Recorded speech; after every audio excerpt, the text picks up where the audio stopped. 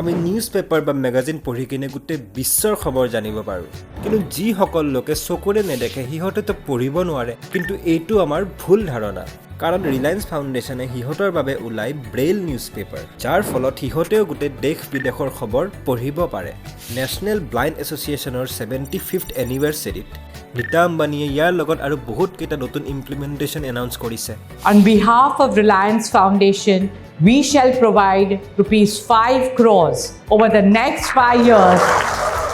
যাৰ ফলত সিহঁতৰ জীৱনটো আৰু বেছি সৰল হৈ পৰিছে নীতা আম্বানীৰ কৰোণাময় প্ৰচেষ্টাৰ ফলত